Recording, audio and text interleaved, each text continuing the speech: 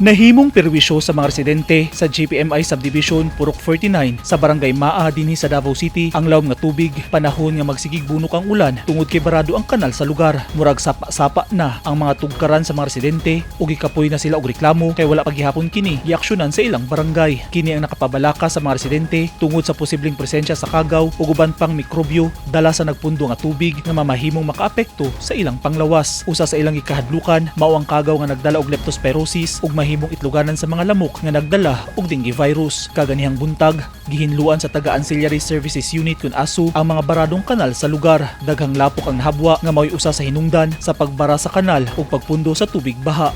Nagkuan mi nag-amo lagi kay wala man masud ang kanang bakit diha kay gamay man gud nya diri among gi popo na kay napay makadino ang tubig kay lalom naman kay sa gibakon mi diri. Lalom na siya diha pagkahuman makadino naman tubig pero di na kay kabuylo kay ang gito kanang namoy cross diri daw. Na-cross diri na pagkahuman diri lalom naman kay diri pero wala na kay pundo dito. Target sa taga-ASU nga humanon ang ilang operasyon sa lugar karong simanaha. Mano-mano ang ilang pagpanghinlo. Manual running amo lang gigamitan na raw turbiro ligid mo gigamit turbiro nya kay mura magkanang ay beam iyang kilid nya pero ang tubig makadili na nya dabalhin mi diri kay para lang di makuha tong dili masuta amo gid di bakit nga diyan nya puno pa tong yuta di ba nang baba nang ingurnal so amo gi ko kay mo mabot pala. Sagad sa mga subdivision dinhi sa Davao City, gihimo nga gamay ang mga kanal hinungdan nga moawas ang tubig, hilabi na og barado na kini. Nakita sa mga residente ang paglimpyo sa kanal ug medyo nahupay ang ilang kabalaka kay temporaryong nihubas ang nagpundo nga tubig sa ilang lugar. Kada ulan yun, sige yun baha. Diri sa buha, ang amo lang kuhan, kaya mga bata, sige nagkadinggi. O na problema na mo. Super pero issue kayo. Magpasok ng tubig sa balay diri sa ilahan. Delikado po siya sa mga sakit sa gusto nyo, leptospirosis, dengue, ano. Oo, nandyan yan. Nandyan yan, kaya marami yung tubig. May madaga. Yan. Yung mga kwan. Stagnant kasi ng tubig na ito. Naghihintay na kami mag-subside yan, Bisan pa man, og temporaryo ra nga solusyon ang gihimo sa taga-ASU nang hinaot gihapon ng mga residente nga unta mahatagan kini sa barangay o sa lokal nga gobyerno og permanente nga kasulbaran ang ilang problema sa drainage system.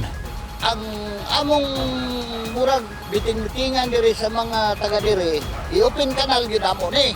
Padulong dito kay naamay dako kay kanal ang twin valve gihatag diha sa luyo namo. Makatuyok ng tubig dito. Ang dagan diri at tubig gikan sa ibaw niya tanan diri sa mua. So paro medyo may na solusyon na konti ha, first aid. Ang paano sana mag-donate na sana ang kalsada ito. Hindi kasi ito donated eh. Dapat ma-donate nito sa ma-transfer na ba sa barangay ba? Sa city o ganyan. Para masamento na nila.